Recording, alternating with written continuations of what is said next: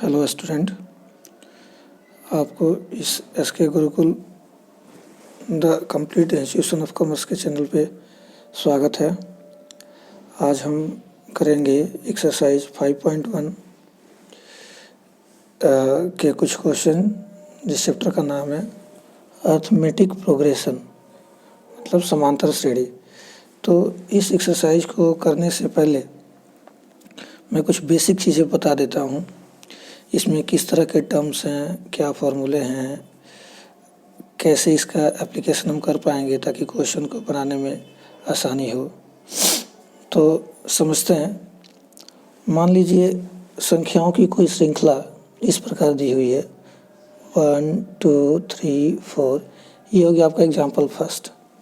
या फिर दूसरी श्रृंखला अगर ऐसे दी हुई है 2 4 6 8, ठीक है।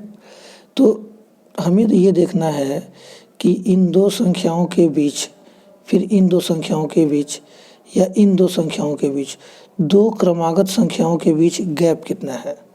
अगर दो क्रमागत संख्याओं के बीच का गैप इक्वल है, जैसे इस 1 और 2 के बीच गैप कितना है, तो 1 और 2 के बीच गैप 1। फिर इस 2 और 3 के बीच गैप कितना है, यहाँ पे भी 1। फिर इस 3 और 4 के बीच गैप कितना है, यहाँ पे भी 1। तो अगर गैप इक्वल है, इस गैप को इंग्लिश में बोलता है डिफरेंस।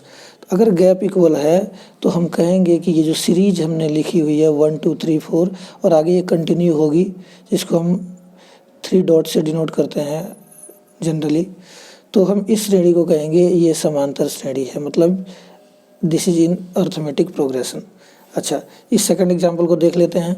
मान लीजिए यहाँ पे 2 और 4 है, फिर 4 और 6 है, फिर 6 और 8 है।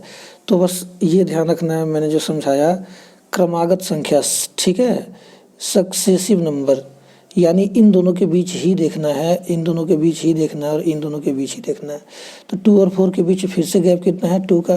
4 और 6 के बीच फिर से गैप कितना है, 2 का। और 6 और 8 के बीच गैप कितना है, फिर से 2 का, ठीक है। तो ये श्रेणी भी क्या है, अर्थमेटिक प्रोग्रेशन में, मतलब समांतर श्रेणी है, ठीक है। चलिए एक दूसरा एग्जाम्पल ले लेते हैं।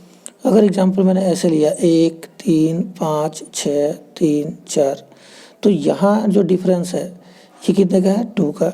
यहाँ जो डिफरेंस है वो डिफरेंस कितना है, 2 का। लेकिन जैसे हम यहाँ पे बढ़ रहे हैं, यहाँ पे डिफरेंस है 1 का, यानी इसका मतलब यह है।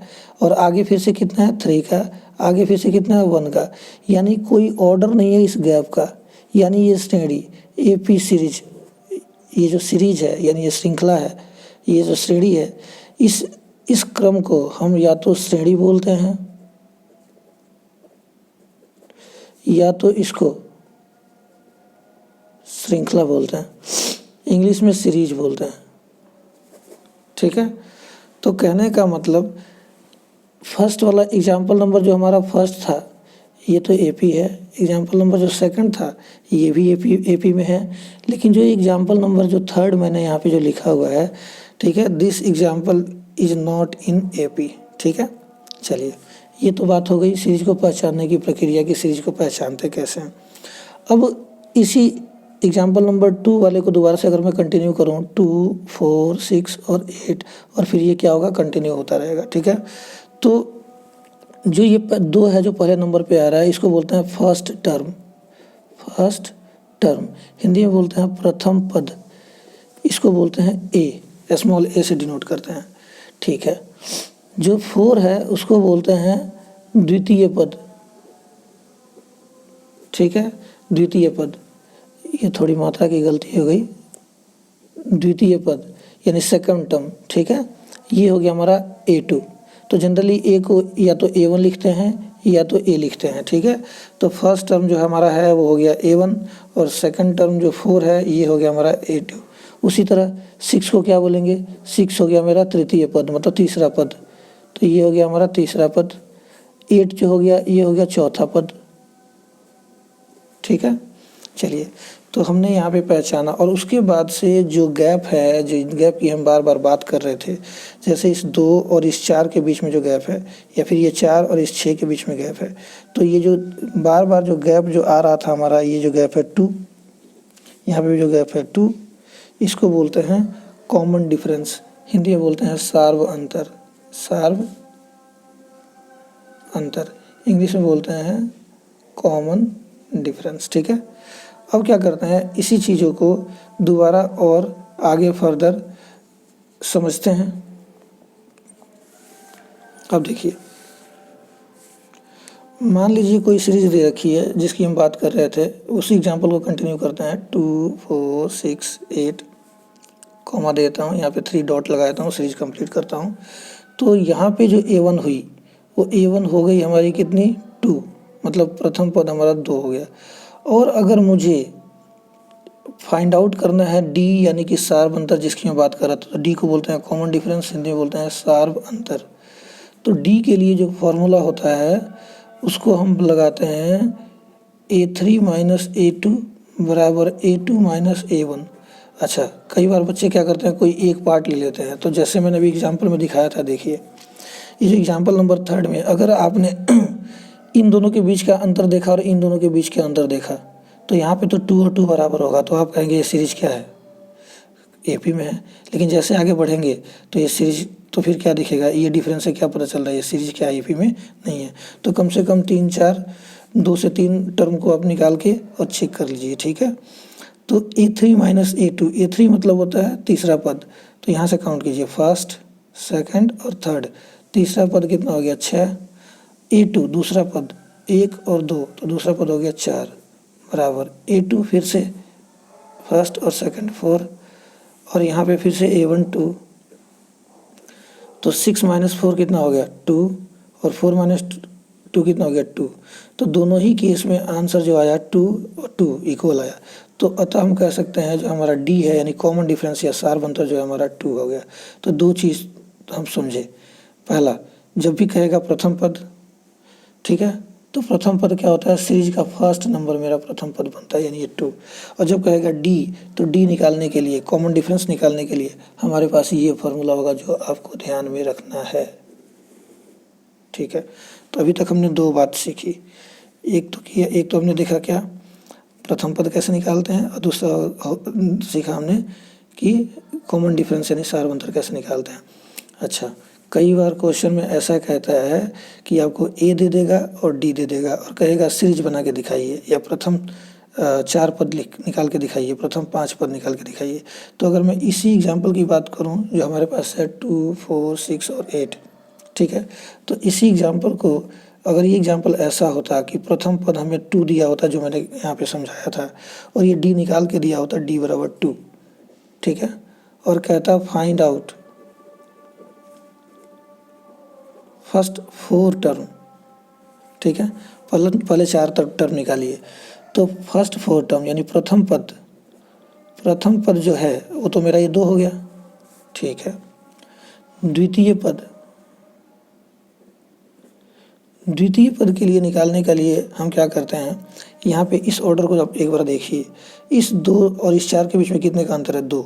ये अंतर क्या है आपका, ये जो D आपने निकाला है, तो ये जो D उठा के और मैं इस A1 में पुट कर दूँ, ठीक है, मतलब जोड़ दूँ कहने का मतलब, तो ये A1 हो गया आपका 2 और ये D हो गया 2, 2 और 2 मिलके कितने होते हैं 4, यानी दूसरे पद का फॉर्मूला क्या हो गया, द्वितीय पद का फॉर्मूला हो गया हमारा A1 प्लस कॉमन डिफरेंस, ठीक है।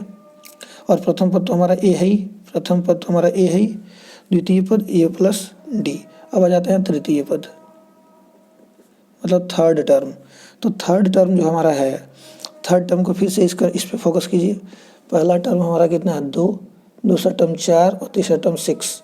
तो A1 में यानी 2 में कितना जोड़े हैं हमने, 2 में कितना जोड़े हैं कि ये 6 आया हुआ है, तो 2 में जोड़े हैं हमने 4 कैसे आया, ये है D और D को डबल किया है, यानी कहने का मतलब जो मेरा फार्मूला बनेगा वो मेरा फार्मूला बनेगा A1 plus 2 Guna of D, मतलब 2 टाइम्स ऑफ D, ठीक है। तो दूसरा फार्मूला बनेगा A1 प्लस 2D। उसी तरह चतुर्थ पद निकालना है, चतुर्थ पद के लिए फार्मूला क्या हो जाएगा, A1 प्लस, ठीक है। चतुर्थ पद देखिए यहाँ पे कितना चौथा पद 8 कैसे आया होगा, 2 में 6 जुड़ा होगा, और 6 कैसे आएगा, D का 3 गुना, 2 3 6, यानी इसका फार्मूला जो बनेगा A1 प्लस 3D, ठीक है। तो इस तरह अब अगर एक पैटर्न पे अगर आप ध्यान दें तो देखेंगे, पहला टर्म है A, दूसरा टर्म है A1 प्लस D, तीसरा टर्म है A1 प्लस 2D, और चौथा टर्म है A1 + 3D। हम देख क्या रहे हैं, हम ये देख रहे हैं कि जिस पद के बारे में बात चल रही है उस पद से एक कम करके अगर आप D में मल्टीप्लाई करते हैं, मतलब देखिए मेरे कहने का क्या मतलब है, ये चतुर्थ पद यानी फोर्थ टर्म, तो 4 से एक कम कितना होता है, 3। इसी 3 की D से मल्टीप्लाई कीजिए और इसमें A जोड़ दीजिए, तो ये आ जाएगा आपका फोर्थ टर्म। दोबारा बताता हूँ एक बार फिर से। सबसे पहले आपको क्या लेना है, पहला टर्म लेना है। सबसे पहले आपको क्या लेना है, यहाँ पे देखिए, यहाँ बताता हूँ। सबसे पहले आपको क्या लेना है, पहला टर्म और प्लस जितने टर्म आप निकालने जा रहे हैं। जैसे मान लीजिए आप निकालने जा रहे हैं ये वाला चौथा टर्म, तो चौथा टर्म तो 4 से एक कम कितना होता है, 3। तो आपको क्या करना है, यहाँ पे 3 लेना है और इसकी D से मल्टीप्लाई कर देनी है, ठीक है।